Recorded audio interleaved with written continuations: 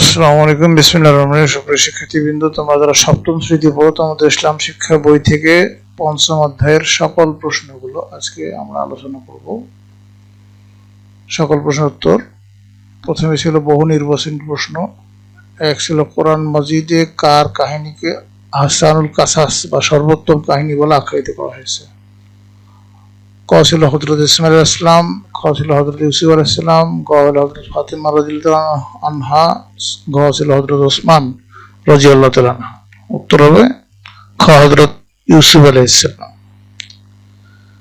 এরপরে এখানে ভুল লেখছিল, দেখি এখানে ভুলই উঠছে এক, ওটাও এক এটাও এক। কাকে জামিউল কোরআন বলা হয়? হযরত ইসমাঈল আলাইহিস সালাম, হযরত ইউসুফ আলাইহিস সালাম, হযরত আলী রাদিয়াল্লাহু আনহু, হযরত ওসমান রাদিয়াল্লাহু আনহু। সঠিক উত্তর হলো ঘ, হযরত ওসমান রাদিয়াল্লাহু আনহু। 2 নম্বর প্রশ্ন, হিজরত মানে কি? আল্লাহর আদেশের প্রতি আনুগত্য প্রদর্শন করা, জ্ঞান অর্জনের জন্য বিদেশ ভ্রমণ করা, ধর্মীয় বিধিবিধান মেনে চলা। নিচের কোনটি সঠিক? ক ছিল 1 ও 2, খ ছিল 1 ও 3, গ ছিল 2 ও 3, ঘ ছিল 1, 2 ও 3। সঠিক উত্তর হলো খ, 1 ও 3। নিচের উদ্দীপকটি পড়ো এবং 3 ও 4 নং প্রশ্ন উত্তর দাও। জালাল তার পরিবারের সবচেয়ে ছোট ছেলে। ভাইদের অত্যাচারে তিনি বাড়ি ছেড়ে যেতে বাধ্য হন। ব্যবসা করে জালাল বেশ ধনী হন। করার কারণে দেশে খাদ্যের অভাব দেখা দেয়। এই সময় জালালের ভাইরা তার সাহায্য চাইতে আসলে তিনি তাদের ক্ষমা করে দেন। তার মেয়ে জাবিহা বাসায় কোনো ভিক্ষুক এলে তাকে খালি হাতে ফেরত দেন না। জাবিহা তো দরিদ্র সহপাঠীদের বই খাতা কলম কিনে দেন। পর্দা ছাড়া সে বাসা থেকে বের হয় না। ধনী বাবার মেয়ে হয়েও সাধারণ মানের পোশাক পরিধান করেন। 3 নম্বর প্রশ্ন, জালাল সাহেবের কাজ কার আদর্শের প্রতিফলিত হয়েছে? হযরত ওমর, খ হযরত ফাতেমা রাদিয়াল্লাহু আনহা, হযরত আলী রাদিয়াল্লাহু আনহু, হযরত ইউসুফ আলাইহিস সালাম। সঠিক উত্তর হলো ঘ, হযরত ইউসুফ আলাইহিস সালাম। 4 নম্বর প্রশ্ন ছিল, জাবিহার কাজের সাথে যে মুসলিম মনীষীর কাজের মিল রয়েছে তা অনুসরণ করলে ধৈর্যশীল হওয়া যাবে, না সমাজে নেতৃত্বের আসন অলঙ্কৃত করা যাবে, না আল্লাহর রহমত অর্জন করা যাবে? নিচের কোনটি সঠিক? 1 ও 2, তারপরে 1 ও 3, 2 ও 3 এবং 1, 2 ও 3। সঠিক উত্তর হলো খ, 1 ও 3। এরপরে সৃজনশীল প্রশ্ন ছিল দৃশ্যপট 1। শুকনো মৌসুমে ভাষাঞ্চর ইউনিয়নের খাল বিল শুকিয়ে যায়, এতে কৃষকদের চাষাবাদে অসুবিধা হয়। এলাকার ধনাঢ্য ব্যক্তি মাহমুদ সাহেবের 10টি গভীর নলকূপ স্থাপন করে দেন। খরার কারণে গ্রামে অভাব দেখা দিলে মাহমুদ সাহেব পরিবার প্রতি 20 কেজি চাল বিতরণ করেন। দৃশ্যপট 2, একটি তুচ্ছ ঘটনাকে কেন্দ্র করে পাশাপাশি অবস্থিত 2 গ্রামের অধিবাসীদের মধ্যে বিবাদের সৃষ্টি হয়। বিবাদের চরম পর্যায়ে পার্শ্ববর্তী গ্রামের কৃতি সন্তান সেলিম উল্লাহর মধ্যস্থতায় উভয় গ্রাম থেকে 10 জন করে সদস্য নিয়ে একটি সভা করেন। সভায় 12 দফা সম্বলিত একটি সমঝোতা চুক্তি স্বাক্ষরিত হয়। এতে 2 গ্রামের হানাহানি বন্ধ হয়ে যায়। এখানে প্রশ্নগুলো ছিল ক, হুদাইবিয়ার সন্ধি কি? খ ছিল আমি জ্ঞানের শহর আর আলী রাদিয়াল্লাহু আনহু দরজা উক্তিটি ব্যাখ্যা করো। গ ছিল দৃশ্যপট 1, মাহমুদ সাহেবের কর্মকাণ্ডে কোন মুসলিম মনীষীর কাজের মিল রয়েছে? তোমার পাঠ্য বইয়ের আলোকে ব্যাখ্যা করো। ঘ ছিল দৃশ্যপট 2, সেলিম উল্লাহর কর্মকাণ্ডে তোমার পাঠ্য বই যে ঘটনার সাথে সাদৃশ্যপূর্ণ তা চিহ্নিত করে এর গুরুত্ব বিশ্লেষণ করো। তো আমরা পর্যায়ক্রমে উত্তরগুলো শিখবো। হুদাইবিয়ার সন্ধি কি? যে উত্তর হলো 628 খ্রিস্টাব্দে 6ষ্ঠ হিজরীতে মক্কার কুরাইশ এবং মদিনার মুসলিমদের মধ্যে সম্পাদিত ঐতিহাসিক শান্তি চুক্তি হলো হুদাইবিয়ার সন্ধি। এটুকু উত্তর। খ ছিল আমি জ্ঞানের শহর আর আলী রাদিয়াল্লাহু আনহু তার দরজা উক্তিটি ব্যাখ্যা করো। মানে দরজা কথাটা 2 বার উঠছে, একবার লিখবো। উত্তর হলো এটি মহানবী সাল্লাল্লাহু আলাইহি ওয়াসাল্লামের একটি বিখ্যাত হাদিস। এর মাধ্যমে হযরত আলী রাদিয়াল্লাহু আনহুর অগাধ জ্ঞান ও পাণ্ডিত্যের কথা বোঝানো হয়েছে। তিনি ছোটবেলা থেকেই নবীজির সরাসরি তত্ত্বাবধানে বড় হওয়ার ইসলামের গভীর জ্ঞান অর্জন করেছিলেন। নবীজির জ্ঞানের ভান্ডারে পৌঁছানোর জন্য হযরত আলী রাদিয়াল্লাহু আনহু ছিলেন এক অনন্য মাধ্যম বা প্রবেশপথ, তাই তাকে জ্ঞানের দরজা বলা হয়। দৃশ্যপট 1, মাহমুদ সাহেবের কর্মকাণ্ডে কোন মুসলিম মনীষীর কাজের মিল রয়েছে? তোমার পাঠ্য বইয়ের আলোকে বর্ণনা করো।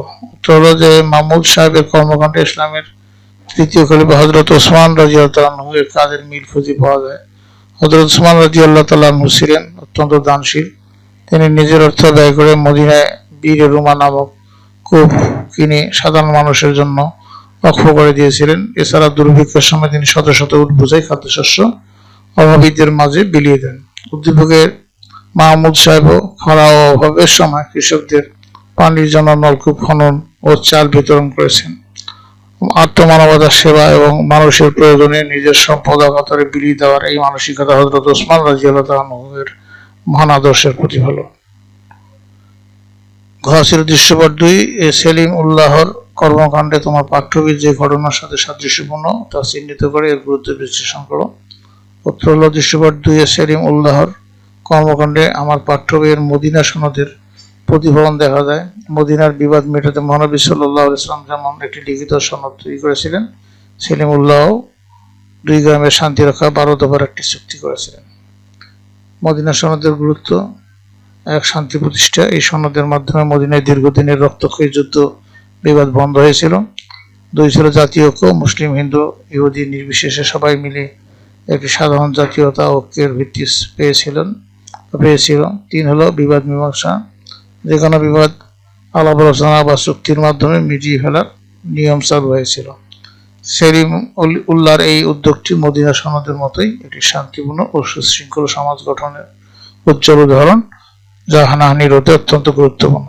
এরপরে তোমাদের ছিল সংক্ষিপ্ত প্রশ্ন। হযরত ইসমাঈল আলাইহিস সালামকে কেন সাদিকুল ওয়াদ উপাধিতে ভূষিত করা হয়েছিল? উত্তর হলো সাদিকুল ওয়াদ শব্দের অর্থ হলো প্রতিজ্ঞা পালনে সত্যবাদী। হযরত ইসমাঈল আলাইহিস সালাম তার দেওয়া প্রতিশ্রুতি পালনে অত্যন্ত কঠোর নিষ্ঠাবান ছিলেন। পবিত্র কোরআনে আল্লাহ তাআলা তার এই গুণটির প্রশংসা করে তাকে সাদিকুল ওয়াদ উপাধিতে ভূষিত করেছেন। ২ নম্বর প্রশ্ন ছিল জমজম কূপ কিভাবে সৃষ্টি হয়েছিল ব্যাখ্যা করো। উত্তর হলো আল্লাহর নির্দেশে নির্জন মরুভূমিতে মা হাজেরা রাদিয়াল্লাহু আনহা ও শিশু ইসমাঈল আলাইহিস সালামকে রেখে যাওয়ার পর তাদের পানি ফুরিয়ে যায়। তৃষ্ণার্ত শিশুর পানির জন্য মা হাজেরা সাফা ও মারওয়া পাহাড়ের মাঝে ৭ বার দৌড়াদৌড়ি করেন। তখন আল্লাহর কুদরতে শিশু ইসমাঈলের পায়ের আঘাতে মাটি ফেটে পানি ধারা প্রবাহিত হয়। এটাই হলো ঐতিহাসিক জমজম কূপ। এরপরে ৩ নম্বর ছিল হুদাইবিয়ার সন্ধির শিক্ষা মুসলিম জাতির জন্য জরুরি কেন? উত্তর হলো হুদাইবিয়ার সন্ধি থেকে ধৈর্য, দূরদর্শিতা এবং চরম উত্তেজনার মুখেও শান্তি বজায় রাখার শিক্ষা পাওয়া যায়।